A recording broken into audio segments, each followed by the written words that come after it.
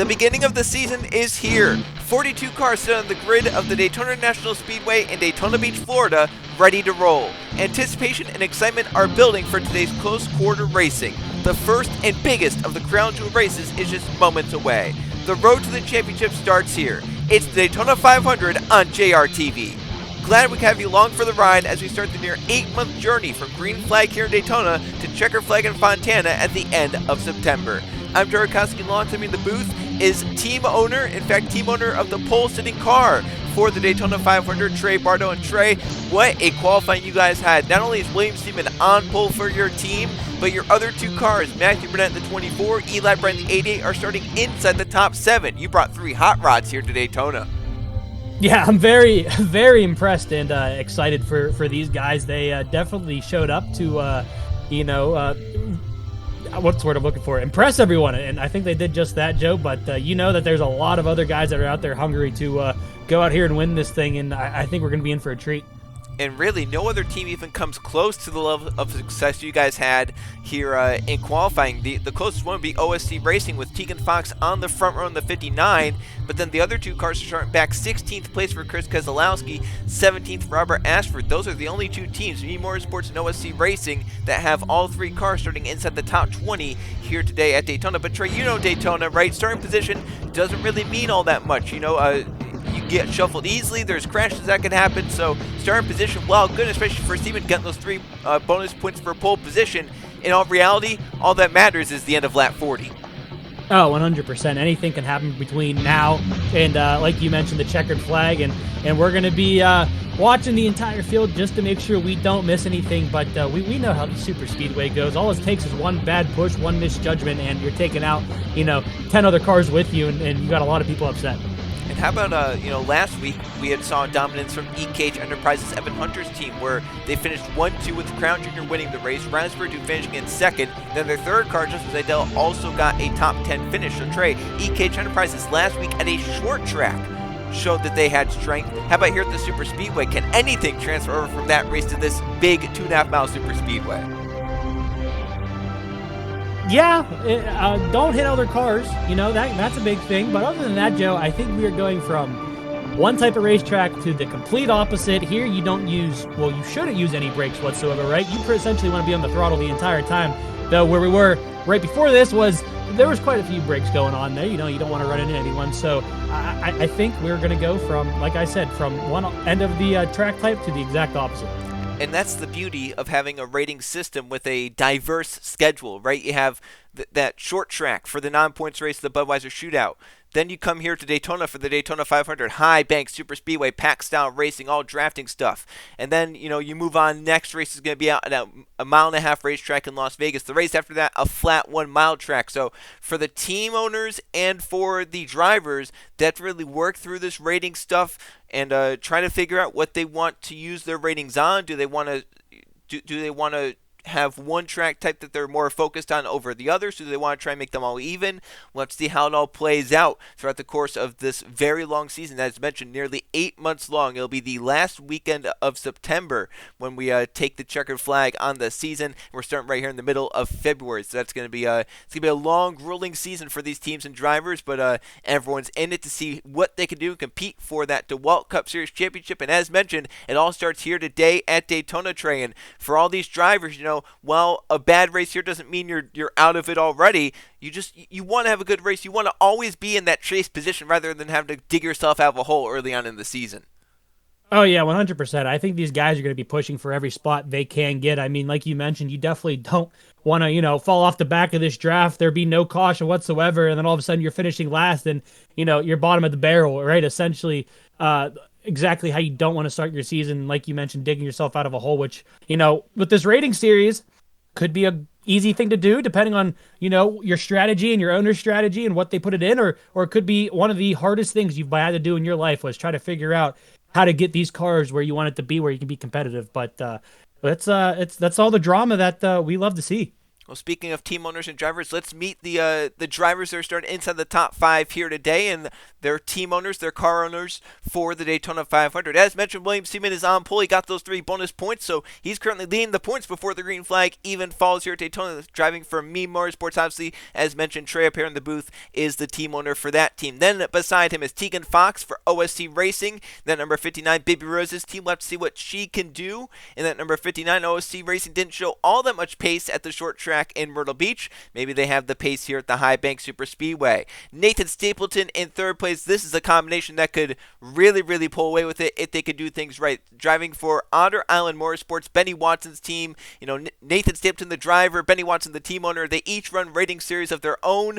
Maybe they have some insider information on what will make themselves the best here this season. Justin Zeidel starting in 4th. The very impressive EKH Enterprises team owned by Evan Hunter. As mentioned, they finished 1-2 in the Budweiser shootout. However, Zeidel is not a part of that 1-2 look to make his own success here at Daytona. And completing the top 5, another one of those Me Motorsports Chevrolets. It's Matthew Burnett in the number 24. We'll have to see. All 3 cars are up there in the inside lane, nearly lined up. Just 1 car between all 3. We'll see if they can shuffle Stapleton out, get themselves at the front, and try and control the beginning of this race. Well, let's start to get these guys rolling off pit road. They'll be led by William Seaman in the 00. And Trey, I think for this DeWalt Cup Series season, the 2025 season, we're going to make picks before the race, but I think we're going to keep track of the average finish position of our picks throughout the season. So you'll get the first pick of the season, Trey. Who are you picking to win this 2025 Daytona 500?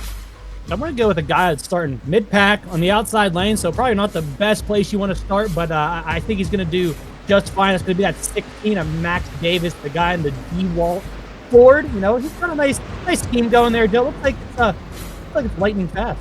And that's a team with a whole bunch of drivers on it that I think a lot of people are looking to have some success this season. Vision Motorsports, owned by Matthew Hubert, and drivers like Max Davis, Matt Tuck, and Bryce Egan, who have been in these rating series and have had success. Hubert, the team owner, has had success. All drivers have had success. So we'll have to see how that's going to shape out here at Daytona. And Trey, funny enough that you picked Max Davis, because I'm going to go same area of the track, just 1 row further forward on the inside. This gives you the number 79 of Laura Chung. As mentioned, this is the Otter Island Motorsports team with Benny Watson, the team owner. I think they're going to have success this season. I think it's going to kick off right away with Laura Chung leading Benny Watson to Daytona victory lane here today. So that's our 2 picks, Trey, and throughout the season we'll keep track of the average finish, and we'll have to see who at the end of the season has the best average finish between us. Yeah, I think in the past, Joe, we've been pretty close with our picks at least. Well, at least knowing who finishes ahead of each other based on the. But if we're going based on average finish, this might be things might get heated up here. Yeah, it could last throughout the entire season. We'll have to see, or maybe one of us will just pull away with it. Who knows? But yeah, here today on tap for Daytona, 40 laps around the 2.5-mile racetrack. No pit stops required. Our first pit road action will happen next week at the Las Vegas Motor Speedway. But today it's all about Daytona, all about the pack racing, all about whether the big crash will happen or not. William Seaman will race the green flag in the first ever DeWalt Cup Series points race. The 2025 Daytona 500 is underway with the green flag waving in the wind.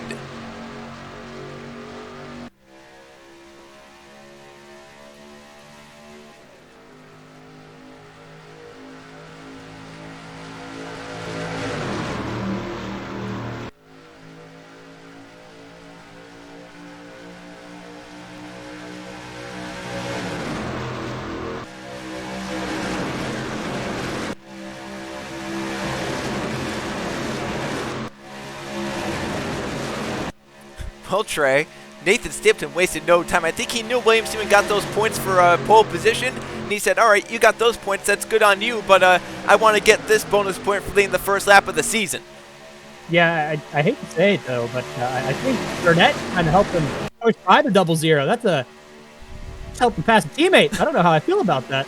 Well, Nathan Stapleton leads the first lap of the season, so no one can take that away from him, and he gets a bonus point towards the point standings with that right there, and he's actually pulled away to about a 2-car length gap over Matthew Burnett in second place. Bruno Diacomo for Red Lightning Racing.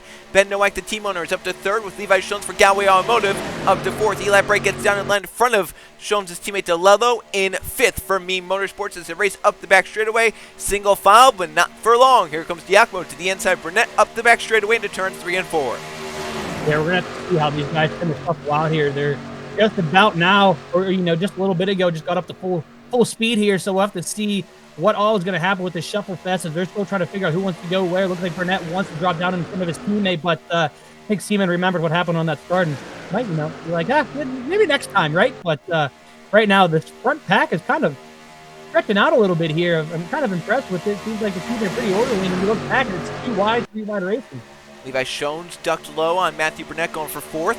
Dropped him down in front of his teammate, Zach DeLello, as mentioned, both from Galway Automotive. Jake Galway, the team owner there, and they're looking to have some fun and success this season. Ryan Wilson moving up for Crispy Fried Racing Ventures is at the front. William Seaman was looking like he would maybe push Giacomo to Nathan Stapleton, but Seaman, the pole-sitting car, decided to not do that. He drops low on Giacomo, grabs second for himself, bringing in those two Galway Automotive cars of Shones and DeLello to the inside. Here comes, as mentioned, Ryan Wilson for Crispy Fried Racing Ventures. Justin Seidel going to fit in a hole for EKH Enterprises in front of Ace Motorsports, Jordan Stout. Brett Sear, the team owner there, and Stout making his way up towards the front inside the top 10 as we complete the third lap. Still Stapleton leading the way, but Seaman is closing in the double zero. Here comes Ashford, and here comes Laura Chung, and Riley Spurgeon, the runner-up in the Budweiser shootout. Yeah, this is, you still see they're shuffling. The 55 is going to drop low, see if he can make a move for second place there. Looks like he did get to the inside of Seaman. As we're going to go into 3 and 4 stations, he's going to drop down the block. It seems like Joe, the 75 has got some speed to it.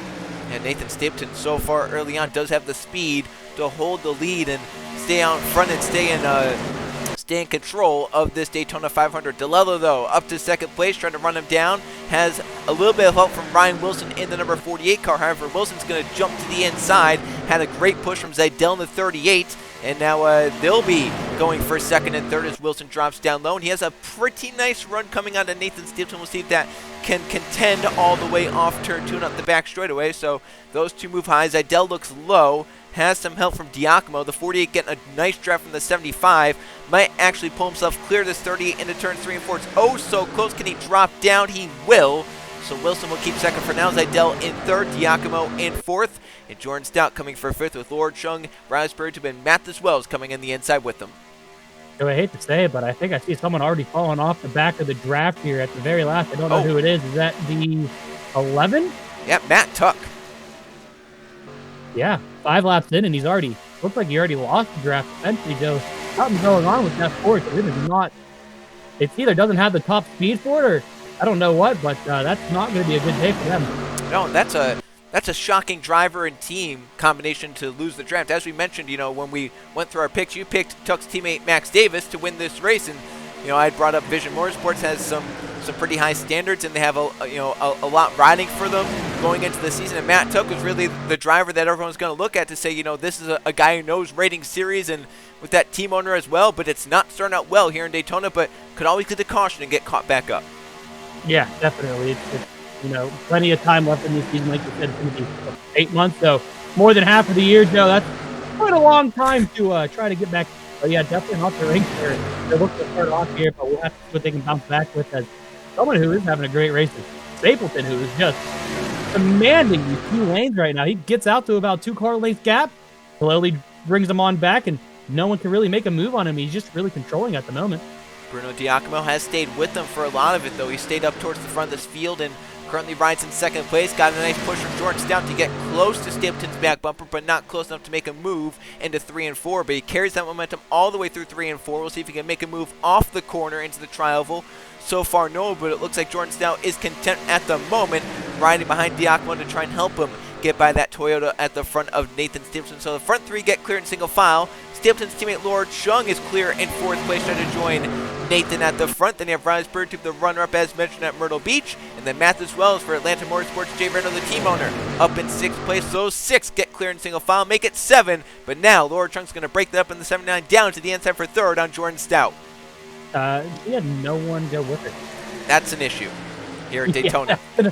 Well, we're making a little help now, but yeah, he jumped out slow, and then everyone just kind of essentially left her out to dry down there. Yeah, she was going to make a move, and everyone else said, I thought we were just staying in line. We didn't want to do anything quite yet, but looks like now she has a push from Justin Zeidel, but the front 3 being able to build a little bit of a gap because of that, as Stapleton has led the first 8 laps of this Daytona 500 so far. Anthony Hernandez moving up to the inside of his teammate Mathis Wells. Hernandez in that National Guard Toyota moving up on the inside nicely. Matthew Burnett coming up behind him in that number 24 car for Me Motorsports. And then you have behind them Robert Ashford, and here comes Keegan Thompson for Toussaint Racing, Tuki Toussaint's team. Moving up, Bryce Egan, another one of those Vision Motorsports cars. Angel Gutierrez coming from the back of the field for Red Lightning Racing is moving up 3 wide on Egan and Seaman, shuffling the 00 up high. Egan to the middle, the 19 down low, and here comes one of the only Dodges in the field. 3 Dodge cars in the field, 1 Dodge team. Cam Wright Jr. in the 33 moving exterior here. This middle of the pack is really disjointed. There are cars going everywhere. They're not really in a gridlock kind of. They're all over the place. Yeah, they can't figure out where they want to run, right? I mean, this is got cars over there everywhere. Top lane, middle lane, half bottom lane. It's strange. I don't know if you saw it, Joe, but the first one was 6 cars, and I don't think the files kind of staggered themselves. When they came out of turn 4, it looked really weird. It's still looking weird up the back straightaway. I don't know what everyone's doing here as they race up the back straightaway. I mean, look at that pack. That's a weird pack to see at Daytona. They're not together like we're used to seeing. Yeah, they're not racing like a super speedway. I don't even know how you describe it. They're racing like they're on an interstate or something. Well, I tell you what, Adrian Motorsports looks fast right now. Nathan Stipton leads this race. Laura Chung has worked her way up to 3rd place and currently is hunting down the back bumper Bruno Giacomo's Chevrolet. And we'll have to see, can she make a move for herself? It looks like no, because Anthony Hernandez makes it first in the 35 down to the inside. Did not want to get 2 Adrian Motorsports cars out in front, so Hernandez moves to 3rd himself and shuffles Laura Chung out for 3rd place. And now she'll drop back to her first spot in line as Giacomo's looking for a run, but not quite close enough. Now we'll see if he can get the push from Hernandez. No, because Hernandez takes the move for himself down to the inside for 2nd place. Well, I think we know the type of man Hernandez is. You give him an inch, he's going to take a whole foot, right? So give that man any sort of momentum, he's going to take the run. Even if it makes him go backwards, he can at least say he tried to do it. We're going to see right here, Joe, because this 35 is fast, but he's going to leave the 24. Okay. He cut Burnett off and wants to keep that 2nd spot because he wants to be the one to pass Nathan Stipton to become only the 2nd leader of this Daytona 500. So far, we've only had Stipton lead the first 11 laps, and no one's been able to challenge him at the moment. But right now, Hernandez and Burnett are lined up. 2nd and 3rd, can they be the first to challenge? We'll have to see as they race up the back straightaway. Those 3, and then DeLello clear in 4th as well. The battle's on for 5th. They're 3 wide as Burnett and DeLello move on Hernandez. In fact, DeLello goes even lower, 3 wide for 2nd place. That was very, very interesting. It looked like Burnett wanted to go all the way to the bottom. Second guessed it, stayed middle, and then the 55 of DeLello said, "All right, well, if you're not going to take it, I will." And he went all the way to the yellow line and made himself work, get up to 2nd place. That's 2 spots, 1 corner. Well, that Galway Automotive car has some pace. Here he comes right to the back bumper of Stipton without really any help, and he'll dive low. Here comes DeLello for the lead of the Daytona 500. So our 2nd leader of the day, Zachary DeLello, now out in front of the 500, but can he hold it in time to get around and lead a lap for a bonus point? That's called getting momentum, Joe, and sticking with it right there. I mean, he had that coming out or going into turn 3, all the way through 4, all the way onto the front stretch trioval, and he made the move into 1. I mean, that is just going with the flow, essentially, and he made it work, which is fantastic, though, but he didn't get to hold it on for very much longer because here comes Brian Rodriguez in the 62, making a move to the front, followed by Hernandez yet again. He cannot get away from this guy. Well, that's 62. You talked about, going with the momentum. That 62 just, I mean, it looked effortless for him. He moved up to the inside, and he just drove by DeLello. And he didn't really have much help from Hernandez as well. It just happened. Staple, there's a car down there. Wow, that was your pick. He almost. That's my car. Yeah. Well, that's my pick. Yeah, your car's right behind that one. Yeah, don't do that, Staple. Keep them clean, man. My goodness, that was a little bit close to calamity right there. I thought he was going to make that move, but that passing for the lead has now stacked this field up. They're now 3 wide for a majority of the rows at the front of the field. As Brian Rodriguez tries to get away from it, DeLello wants to get up here and maybe lead a lap for once. He's up in 2nd place, trying to get help from another Toyota of Anthony Hernandez as the pack is 3 wide behind them. Look at Max Davis! I didn't think there was a hole there! Yeah. It was a car's width of a gap, and he put a car in there, Joe, so I don't know how he did it. I don't know. Hernandez was about to do the same thing. And DeLello nearly got to the inside of Rodriguez going into turn 1, but it would have been too late of a move, and I think that could have resulted in a crash. And Hernandez not waiting to go with DeLello. He makes the move for himself, but has no help down low. Seaman stays high. Davis currently stays high. Stapleton is staying high. Well, now Stapleton says, I want to go to the bottom on Max Davis. So at 75, the leader of the first, 12, 13 laps, is now trying to move back up to the front, so he didn't really get shuffled all that much. That's the benefit of kind of how the front of the field has gotten a little bit spread out here. Yeah, I mean, it seemed like we had. Oh, I was trying to figure out what was going to go on here. I thought Max Davis was going to go middle, but he decided better to not do that. But I was going to say, you know, we had Stapleton out front for a good portion at the beginning of this race. He got passed by, if I was not mistaken, there was DeLello in the 55, right? And then Rodriguez in the 62 came up here. It looks like we're having the same situation where the 62 is just fast and hard to build a run on him. I mean, 55 is staying on him, but he has no help. Well, right now, I think you have the 3 fastest cars here running 1, 2, 3, right? The 62 was the one that passed the 55, who was the one that passed the 75, who was the one that led the first 12 laps of this race outright. So I think if you're wanting to look at picks to maybe win this race nearly halfway through the 500, these 3 on your screen right here, they're pretty good picks. Well, here comes that 6 to Keegan Thompson, Joe. You can't count him out. He knows how to win a thing or two on these types of racetracks. We'll have to see what the 6 can do, sponsored by iRacing, which is essentially what we're on. Just a really, really old version of it. Yeah, iRacing 0.1 beta kind of is what you could call this. But the beta version is what it is, Joe. The beta version of iRacing. But Keegan's one to watch because in the Budweiser shootout at Myrtle Beach, he stayed basically inside the top 5 all race long, finished in 3rd place. So he was one that came over the checkered flag right behind the EKH Enterprises car. So watch for Keegan here this season. Watch for him here today because his teammate's leading the race right now and staying out in front. And that 6 probably should have very similar pace. But DeLello, he sees his teammate Jack Haas right behind him. He wants to go, and we'll see if those two can link up, as Haas is kind of swerving all over the place. He doesn't know if he wants to go high or low, trying to stay in front of Gabe Willard for Southern Cross Racing. David Dixon's team as Thompson will slot line in 4th place. Also want to mention, at the back of this field, Alex Sanvitale for Atlanta Motorsports has also lost the draft. So now makes it Matt Tuck and Sanvitale that have lost the draft here in Daytona, not even halfway into the race. Yeah, definitely not what they want. But again, Joe, we mentioned it, plenty of races left in this season and plenty of time to do something. But Joe, we got a couple of new faces, like you mentioned, the 23 Jack Haas, the 27 of Gabe Willard, and I believe that was the 77 of Philip Torres as well. Yeah, that's a teammate to Nathan Stevenson and Lord showing the final of the Otter Island Motorsports cars. In fact, Torres started all the way at the back in the last row.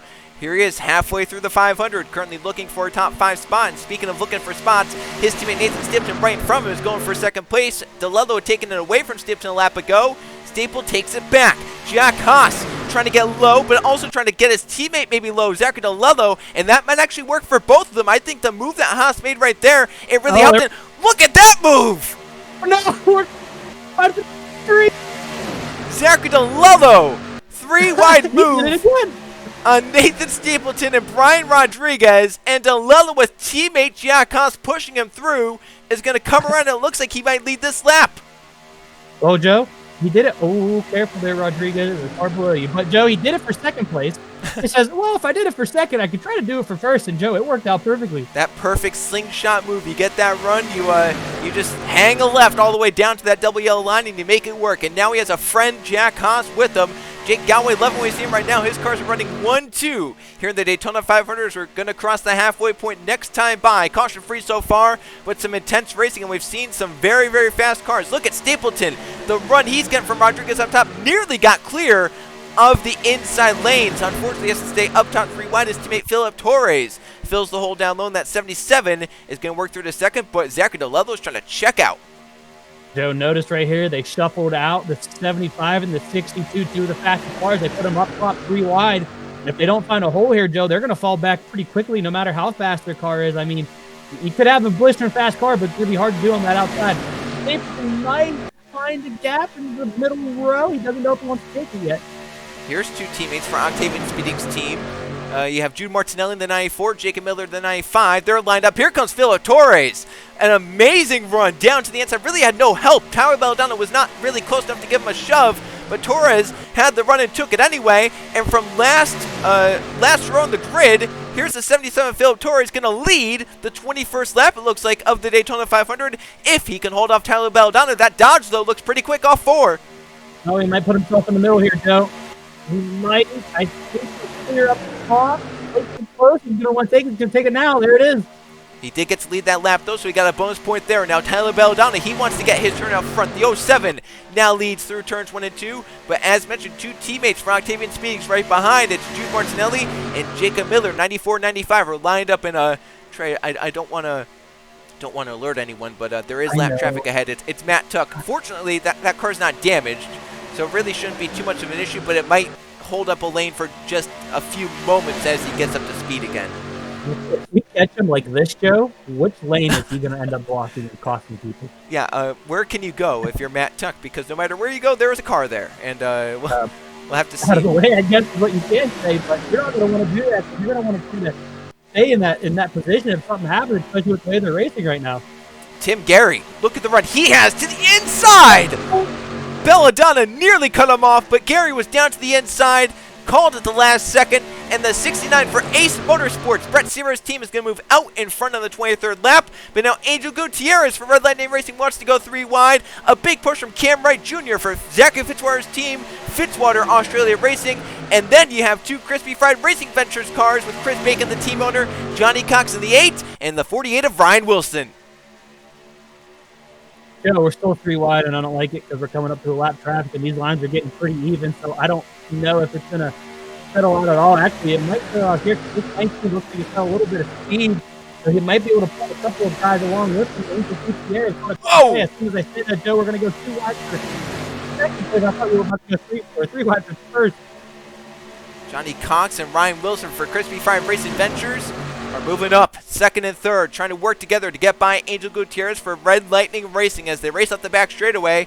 The 8 and the 48 are going to go side by side for 2nd place, and here comes one of your drivers straight. Eli Bright is making his way back up to the front. He has a push from Jerry Chen for Southern Cross Racing. That's David Dixon's team, and right now, here they are. Here's Matt Tuck. Not even Matt Tuck. Well, just don't catch him in a corner. We might catch him in a corner.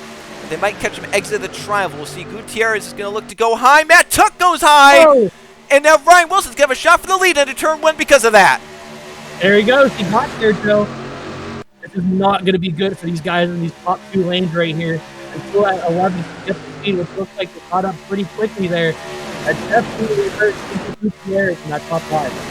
Yeah, so Angel Gutierrez chose wrong. He was looking to go high. Matt Tuck went there at the last second. And Gutierrez had to slow down rather than run into the 11 and cause a crash in front of the field. So now, Wilson gets away with a few car lengths gap. Eli Bright from Mean Motorsports is up to 2nd. Bruno Giacomo's back to the front at 05. He's been up there for a lot of this race. In fact, he's going to look low on Eli Bright for a second. He has help from another Vision Motorsports car, Bryce Egan, in that number 18. And then Joe Hendry, the final of the Crispy Fried Racing cars, is moving up on the inside of that number 65 car. Help from Laura Chung, who's moving back to the front.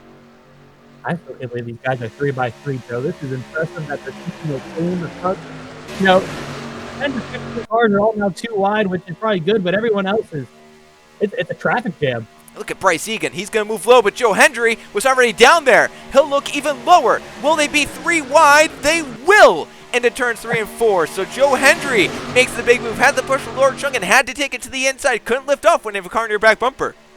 No, you cannot, and if you try to, Joe, you're going to be facing one of the walls, and that's not going to be a good sign right there, but he's going to take it all the way to the lead. He's going to lead a lap here, but Laura Chung wants to get lead for herself as well. She's getting pushed and getting up in the middle. Leave the outside pole sitters. A 59 has come back to play. Tegan Fox, and then right behind Tegan Fox, 2 Ace Motorsports cars. Jordan Stout and Joshua Cox are lined up nose to tail. We'll see if they can work their Chevys to the front together. And here comes, we haven't talked about him, Roberto Crown Jr., winner of the Budweiser Shootout. Started last in that race, didn't start well in this race either, but here he is, 14 laps to go. He's working up inside the top 5 with a push from the pole sitter Seaman. He's got some big power behind him here. We'll have to see what he can do if he can bring it all the way to the front. It wouldn't be the first time he's done such a thing, right, Joe? We saw it last race, but he's got some strong cars in front of him. We know there's that 79 and that 79 car, and their team's pretty fast up front too. Looks like they're trying to control this race again. And here comes to the inside of Seaman, maybe looking. That's Ludovic Charette, the 02. First time we've called her name here in the Daytona 500 for Red Lightning Racing. She's moving up when it matters most with 13 to go at the front of the field. Moving up for a top 5 spot. Jordan Stout moves low, going for 2nd place on Tegan Fox, but doesn't have help to make that move. However, I think he will at least stay to the inside of that 59, so He'll make the move stick, get down low, and now they'll be side by side for a second behind Lord Chung in car number 79. She still leads this race, but here comes Ludovic Charette. Here comes Max Davis. Here comes Chris Jericho. The final of the Tucson racing cars that we've not talked about. Jericho right at the end of this one. He's making his presence known. That Spotify number 54, a push from Lathan Strickland in the number 91 Lowe's Chevrolet. Oh. See that Hooters car back there, Joe? That was a very abrupt move. I don't know what caused that. I don't know if Jacob Miller got loose back there, if he was just playing around. I don't know, but he's the last car in the draft, so luckily didn't really affect anyone else. That was great. Anyways, back to the race for the lead here. We got a little bit of firepower here. Looks like they're going to calm it down for a little bit unless there's O2 can get a run. Whoa. What about it? I'm going to be able to do it quite yet. Super Fox still wants a chance to get back up here and show another name we have not mentioned. That 54, the Spotify car of Chris Jericho, going to look low. I think he's there. Maybe not yet. Well, at the front, we have three females leading the way. Laura Chung, Ludovic Charette, Tegan Fox are lined up 1, 2, 3 here in the Daytona 500 with 11 laps to go. We'll see if one of them can hang tough in the front and stay in victory lane, but these guys behind are they're getting aggressive. They're still packed up 3 wide behind the front 4. You have Jericho right into the back bumper of those front 3. Then for 5th, Robert Ashford for Baby Rose's team, OSC Racing. Here comes Charette and Fox. It's going to be another 3 wide bonsai move into 3. This is what the Whoa! Oh! That was a very drastic move. I thought Jericho was going to hook Tegan Fox. I didn't think he was clear. I didn't think so either, but apparently he knew. Careful here, Tegan. Don't put yourself in mid. Ooh, that might have been contact. Yeah, there could have been some slight contact there, but the outside poster does get to lead a lap. Now you have Jericho and Wells lined up nose to tail, but this time they're not teammates. Wells does not want to help Jericho win this race this time, and with 10 laps to go, it's Jericho leading for Tucson Racing. Wells for Atlanta Motorsports is up for second, and here comes the guy who dominated the first 12 laps of this race, Nathan Stapleton for Otterline Motorsports. He's moving back to the front when it matters most in the final 10 laps. Yeah, we know how his car is out front goes. Can we get back out to that? Whoa! We good? We're good. Holy cow! If we can get back out to the solo lead, Joe, it might be good night for a lot of these guys here. But let's see what he can do.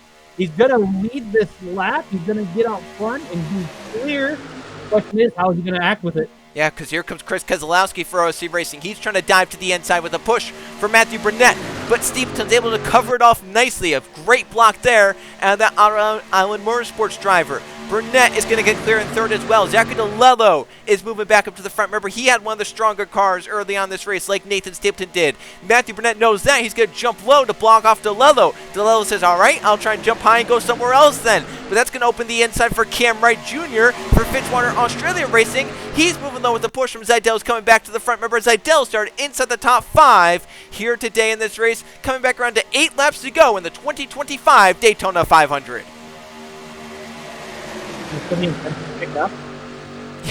Yeah, it's through the roof right now, Trey.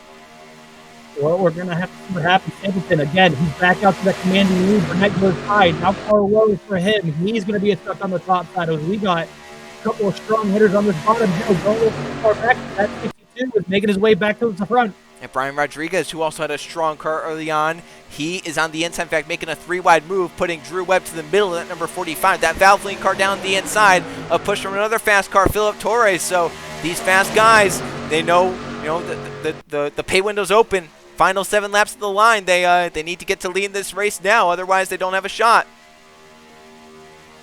Where are we looking? Stapleton with a late block there. That might have been questionable, but he's going to be able to keep it clean. He still has the 33 of Cam Wright Jr. behind him. That's 38, I'm not mistaken. Zidell's going to make a move to the inside. Zidell's trying to deliver a win for EKH Enterprises, just like Roberto Crown Jr. is able to do in the Budweiser shootout. But they have to get by Nathan Stapleton, who's dominated the early part of this race, now trying to dominate the end part of this race. Zidell clear in second place, but Brian Rodriguez, just like when he took the lead, it's just effortlessly moving up on the inside without really, much effort. He's able to move up and get by these guys. That 62 has an engine under the hood. I'm Stapleton. I'm a little worried about that. We're going to see what he can do, Joe. It's going to be the same exact thing it's going to be. He couldn't do anything. The 62 just moved out, and I mean, it just happened naturally. if I'm Philip Torres, I'm not leaving the back bumper of this 62 because he's going to bring me all the way to the front. And it's working out just like that. Keegan Thompson's making his way back towards the front, as well as Jack Ross is also making his presence known towards the front. Joe, we are coming within 5 to go, and this is over area at the end of it. Look at that pack as they fly by. Jack Haas is looking low on Keegan Thompson and Philip Torres. Torres nearly got clear of Thompson but couldn't quite. So those two Honor Island cars are now on the outside together. Thompson sees his teammate driving away from him. Brian Rodriguez get out in front, and now he's saying, all right, goodbye, and Keegan can do nothing to really keep up at the moment. Here comes Haas, 3 wide for second place. A push, first time we talked about Noah Brady today for Fitzwater Australia Racing. Here comes that 51 to the inside. 5 laps to go in the Daytona 500. Is that too big of a lead for Brian Rodriguez? Definitely might be, depending on where we catch him. If we catch him on the exit of the corner, so I don't know if there's much we can do, but Jack Ross is going to try his best. I see another lapper. Yep, Alex Savatale also lost a draft on speed, so we know once again not a damaged car. However, could still play an impact. We saw earlier on, Angel Gutierrez chose the long lane trying to get around Matt Tuck, and it cost him the lead. Could the same happen to Brian Rodriguez as we come back around to 4 laps to go in the Daytona 500? Riley Spurley is coming back up to the front with Jerry Chen and Ludovic Charette and Laura Chung as well. 4 laps to go in the Daytona 500. Noah Brady trying to block off Riley Spurley but couldn't. The 28 moves down in front of Jerry Chen, moves low for second place, and now might have a little bit of forward momentum going his way towards Brian Rodriguez off turn 2. We're going to see where we're going to catch this 09, Joe. I hate to say it, but it might be in the corner, either on corner exit or entering the trioval, which either of those are not written because these guys like to shuffle from top side to bottom side. We're going to see it's going to be in the middle, Joe. Brian Rodriguez is going to look high around San Vitale. Spurtip says maybe my only shot's to go bottom and push that 09, but the 09's just way too slow to make that work. Jerry Chen's going to move low, so Rodriguez gets clear, and now Riley Spurtip's going to be the odd man out if he can't get clear this 09 with 3 laps to go. That might be bad for Rodriguez, though. He may have gotten way too far out in front now. Yeah, this is a very big gap, so we're going to have to drag the brake here a little bit, have them catch up to him on exit as his 09 finally gets up to speed. So it's going to be a big run, but they're going to be side by side, so I don't know if the 28 is going to really be able to do anything with it. Yeah, Riley Spurgeon really needs to get clear and good on San Vitale, at least moving out of the inside lane, and in fact, Spurgeon, I think, is going to be clear. So it didn't cost him second, at least he's able to drop down in line. The problem is, will Johnny Cox stay with him? Will Max Davis stay with him? Will Keegan Thompson stay with him? Here we come to 2 laps to go in the Daytona 500. Spurgeon's looking low. He has a run. Rodriguez isn't blocking quite yet. He blocks the last second.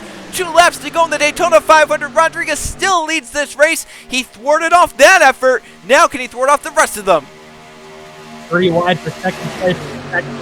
He wants to see Keegan Thompson jump down to the bottom lane. I mean, what do you have to do to pass the 62, Joe? He's strong, you need to push, but I don't think a teammate of his is going to help push a rival past him. Max Davis is getting a nice pull off of Rodriguez's draft. We'll have to see if it's enough to get him up to that 62. Thompson trying to get down in front of Cam Wright Jr. As you mentioned, that's a teammate to Rodriguez. He wants to obviously see the 62 win, but he wants to win the race for himself as well. Here we come off forward to the white flag. Max Davis right up onto Brian Rodriguez. No help, though, to make a move at the moment. Here's the white flag. 1 lap to go at Daytona. We're going to have to see if he can get a run here. He's going to have to make a move going into 1. It's probably going to be a fresh spot here. He's going to look. Can't quite get the run, Joe. Too far back. We're going to run. Our nose to tail right here. Thompson's in the land of his own. He's got Ryan Wilson trying to get a gap here, but I don't know if it's going to be too little too late. The front of the field's just way too spread out. The 16 has no help, and I don't know if he can form enough of a run on his own to pass this number 62 as they enter into turns 3 and 4 for the final time. Brian Rodriguez is pulling Max Davis away from the pack. Thompson in 3rd, Wilson in 4th. The battle's on for 5th place. They're double file, but as they exit turn number 4 for the final time, Brian Rodriguez into the trioval pulls Davis away, and the 62 Tuki Tucson's team wins the Daytona 500. Oh my goodness. Well, hey Joe, this is low. I picked in the second. There you go. So you got your pick in 2nd place, but Brian Rodriguez said, listen, I have the fastest car here, and when he got out front there at the entry, even when that big gap formed and they got a run on him, they couldn't do anything with it. That 62 was just stout here today. Oh, definitely. I think we both knew whenever we saw the 62 coming back up through the pack, Joe, that he was gonna be someone that these guys are gonna need to slow down. Stapleton tried his best, but, Joe, this car was just so good by itself. It could really generate a run essentially by doing nothing. It just drove to the front of the pack and dominated the race, Joe. I think if there was one guy that we said, really earned it was it's gotta be the 62. Yeah, his car could just manipulate the air all on its own. He didn't need anyone with him. He didn't need, any pull in front. He could just move out of lane, and it still had the run to make a move to the inside. That's just an impressive car. And Tuki Toussaint, the team owner, has to be so pleased with how today went. Obviously, Rodriguez winning and dominating here today at Daytona, but Keegan Thompson ended up in third place. Unfortunately for Jericho, he didn't have the best of days, but Trey Toussaint Racing, so far, they've shown that they at least have pace here at these super speedways, and that could translate over to some of the bigger tracks like, California, where we end the season, Michigan, Pocono, tracks that really require high horsepower. Yeah, definitely. We're gonna have to see how they can translate to tracks just like that, Joe. But that's in the future. Right now, we're talking about what they did here today, and that was absolutely dominate the race. Yes, it was, as Rodriguez won this one. And how about the racing we saw, though, here today at Daytona, Trey? It wasn't like anything anyone's really used to seeing here at Daytona. Normally you see those big, just three wide gridlock packs or, something of the like of that. But here today we really saw a weird mixture of, we had that pack racing, but if a fast car got out in front, they could really stretch the pack thin and stretch it out to where it was just single file or double file. It was really kind of a disjointed pack rather than just a very solidly packed group of cars. Yeah, it wasn't the normal, shuffle effect that we're used to seeing, right? Where it's stuck 3x3 guy gets up, takes the lead on the bottom, goes all the way to the top, gets shuffled back, and it's like a conveyor belt almost, right? This one was, we had comers, we had goers, we had guys who were dominating the race, we had guys who got to sniff the lead for half a lap and then immediately fell to the top side, fell back, or got put middle, or I don't know, remember how many times we've seen a 3-wide move going into 3 and 4, right? But it was a very unique super speedway race. Yes, it was. It was an entertaining one for sure. Well, let's go take a look at the finisher results here from the Daytona 500. Brian Rodriguez with the win, as mentioned, one of the dominant cars of the day. Max Davis ends up right on his bumper in second place. Keegan Thompson, Rodriguez's teammate, a good points haul for Toussaint Racing here today. Ryan Wilson and Matthew Burnett complete the top 5. Bryce Egan, Roberto Crowd Jr. backs up his Budweiser shootout victory with the top 10 here. Cam Wright Jr., Jordan Stout, and Bruno Giacomo complete the top 10. So some good runs for some drivers up there. We'll have to see, that puts them in good points positions to start the season. Can they hold those points standings positions over the rest of the season? Only time will tell in that regard. William Seaman, the pole sitter, ends up in 11th place. So we got those 3 pole points that will help him, and had a pretty good race result as well. Johnny Cox, Tyler Belladonna, Jude Martinelli, Levi Shones, Tim Gary, Jerry Chen, Nathan Stinson led the most laps today, so he gets a bonus point for that. Ends up in 18th. Obviously would have wanted to be up there at the end of challenge. Riley Spurgeon, but Jack Haas round out the top 20. Then you have Charette and Torres, Eli Bright, Laura Chung, Joe Hendry, Justin Zeidel, Noah Brady, Robert Ashford, Gabe Willard, and Zachary DeLello are the top 30. And then we look down the rest of this list, drivers that really just, they kind of just didn't have the right timing at the end of this one, like Tegan Fox, the outside pole sitter, who got up there and led. Anthony Hernandez was aggressive, so was Angel Gutierrez today. Chris Jericho, the third of the Toussaint Racing cars, did not have the day he wanted. Finishes all the way down nearly outside the top 40. Chris Keselowski and Joshua Cox down there, and then 2 cars that had lost the draft, Alex Amatali, Matt Tuck, both end up a lap down. The 09 in 41st, Matt Tuck in 42nd. As we take a look at the driver points, not really much to say in that regard. We'll just show the top 10 for the moment, as the only real difference would be if someone led a lap and someone didn't, they may move up there. And obviously for William Seaman, he finished 11th, but now he's up inside the top 10 in points in 9th because of those 3 pole points that he got. So that helps him. And now we shift over to the team points and trade. This is where I know you're invested in. Beam Motorsports currently holds the lead, but it's only by a single point. And Toussaint Racing is obviously right behind. Crispy Fried Racing Ventures also right there. And don't count out, the Fitzwater team. Don't count out also Vision Motorsports. So a pretty stacked top 5 there. But Trey, it's Beam Motorsports out in front. Yeah, it's a great way to start off the season, Joe. But like we've said multiple times tonight, it's only the first race of the season, so a lot of stuff can change within 2 or 3 races. So we'll have to see if we can stay on top, or if not, if someone else is going to come take the first place throne in that meme or in the team standings. But at the moment, I'm pretty happy. Yeah, you sound pretty happy up here. There was a silent celebration when we pulled the point standings up on the screen, the team point standings. There was a little bit of a fist pumping going on for my colleague over here in the booth as he saw that Me More Sports was the one on top. But we'll look ahead to the next two races, and they'll both be Monday nights, 8 p.m. Eastern Time. Next time out, we're going to the Las Vegas Motor Speedway in Nevada for the M&M's 400, and then in 2 weeks' time, we'll be heading still out west, but to Phoenix, Avondale, Arizona for the Lenovo 500. So those are the next two races in the DeWalt Cup Series. They'll be all right here on JRTV. But today we're celebrating Brian Rodriguez's victory, number 62 to victory lane for Toussaint Racing here at Daytona. Congratulations to he and everyone on Toussaint Racing for a dominating day, a dominating end to the day here at Daytona. We'll see you guys next time out on JRTV from the Las Vegas Motor Speedway.